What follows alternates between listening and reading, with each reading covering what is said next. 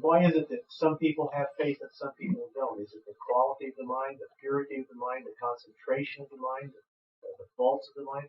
Why do some people have faith and some people don't? When they know better and they've had these concepts, as you say, for so long. This life of ours has been created as a cumulative effect of long experience, not only of this life, but of many lifetimes. As you know, there are two aspects that govern the functioning of our mind. One is called karma, which generates events in our life.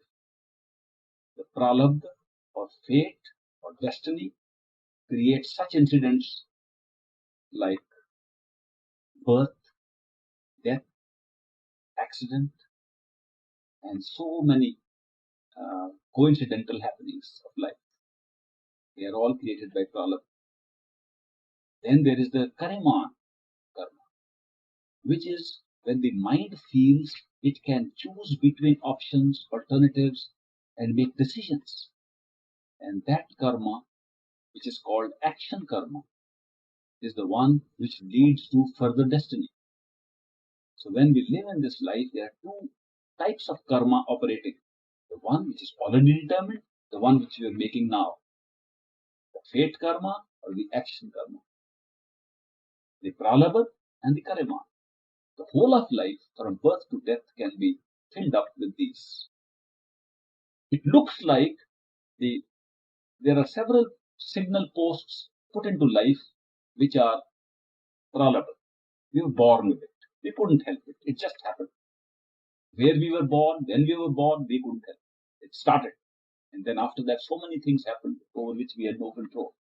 In between, it looks that we are filling in the gaps with deliberation and taking decisions on our own and making a pattern of life. At the time of death, we fill up all the gaps and it becomes one life and spend it. Then the next one starts. The human form, or less or more, depending upon what happened in this lifetime. The total effect on the mind of all these karma, pralabdha and kariman, is to build up a new set of karma and a new set of attitudes. The new set of karma goes directly into a reserve account called the sinchit karma. Sinchit is the reserve karma. And from the sinchit is pulled out a small sample which becomes pralabdha again. The sinchit keeps on growing and the pralabdha becomes limited.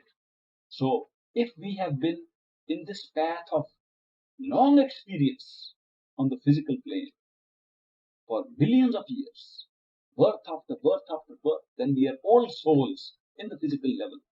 In that case, we have had a large reservoir of sinchit karma and several types of life. While events can be traced back to the individual events that happened in the past, what is the cumulative effect of all the karma together, including sinchit? The cumulative effect is in building up mental attitude. So mental attitude is the offshoot of karma. It is not karma, but it is the result of karma. And that is called sanskar. You heard that word sanskar. Sanskar is the cumulative effect of karma. And sanskar can go back into very long periods and is not relatable to any particular individual karma. When we say some people have more love and devotion and faith, and some have less, it's based upon sanskar more than individual karma.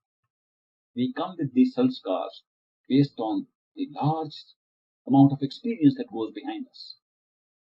The experience can be in any of the form in which souls can exist, any of the form which Lord has created. All living forms are souls in existence. Life is created by a soul. Even a tree has a soul in it. Even a plant, even an insect, even little animals, birds that fly, fish and fowl, they all have souls. And the soul is undergoing an experience as it is leading the life of a tree, of a bird, of an insect. And while that is a bhog yuni means a life in which karma is being repaid. It cannot create karma. A fish cannot create karma.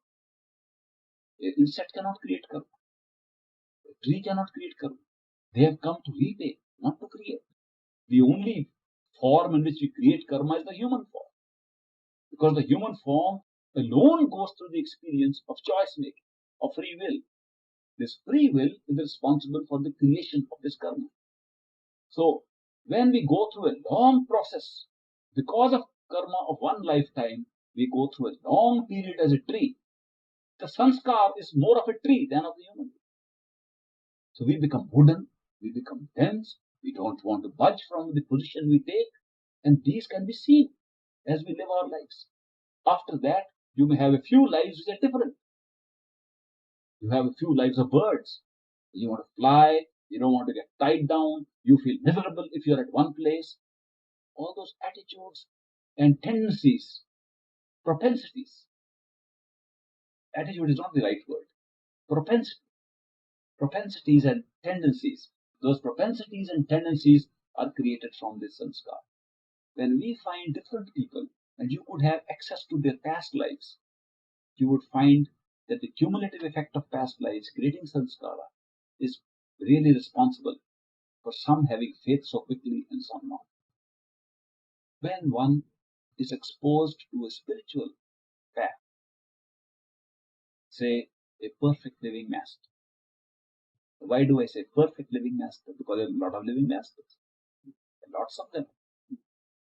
Anybody who can teach us something which makes us go within, or makes us love the Lord, or gives us the insight into spirituality is a master.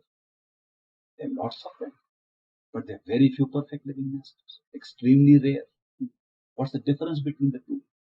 Spiritual masters who can give guidance to us to go within, spiritual masters who can lead us within, may lead us to the astral regions, to the causal regions, to universal mind, may give us access to past lives, Akashic records, but they will confine us to the mental realm.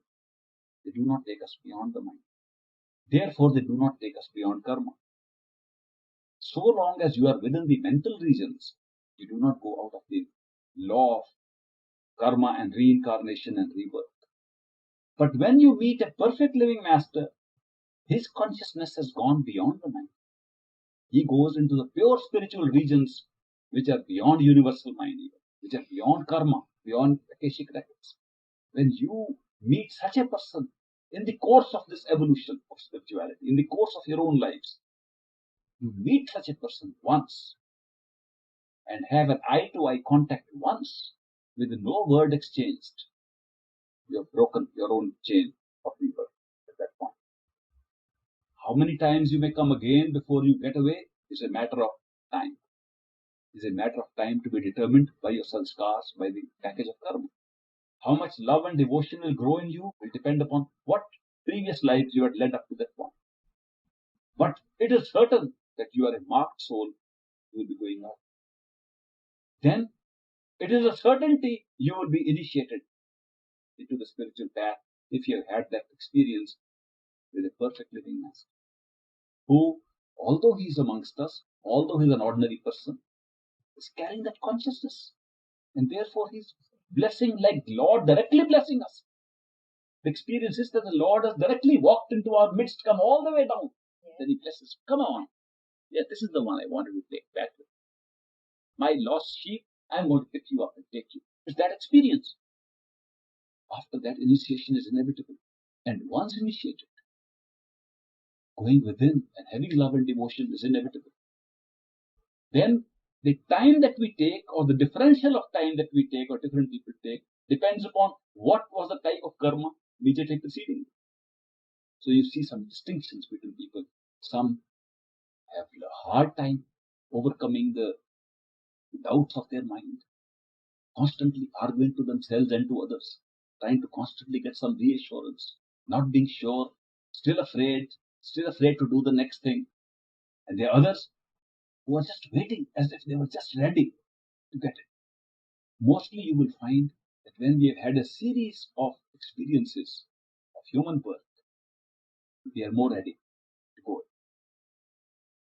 One good thing is, if you have contact with the perfect living master once, you never go back into any lower form of life.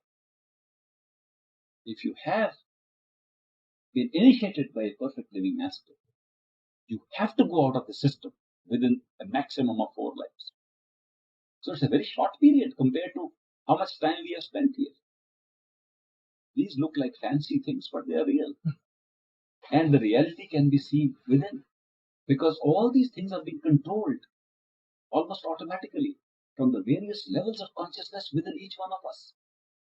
Each one of us has the access to go within and see how the system is operating, because each one of us represents the local physical outlet of the consciousness of God. Since it is an outlet, a local, physical, we confine it to what the mind allows us to confine. When we allow to go within and see what is our reality, we go on expanding. I am more than what I thought I was. I'm more, I'm more, I'm more. Ultimately, I was the one that set it all up. This process is so beautiful. But the way this experience comes is like a person says, I want to have some nice dream, and I want to have a good experience. I like a certain kind of dream, and a person sits down and does daydreaming. I am there, now I am doing that, now I met a lot of people, and that person is saying this, and that person is saying this.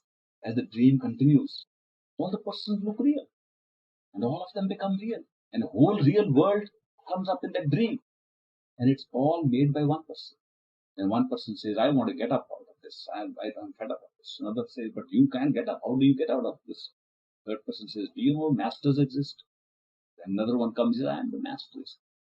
And all the time you are seeing this wonderful game going on. And as each one or one of them wakes up, the only person who's really waking up is the one who set the dream to start with. Because all of them were part of the same dream. And the only one to wake up is the one who set up the dream. Therefore, it is a game of being physical and awaking by the same Lord.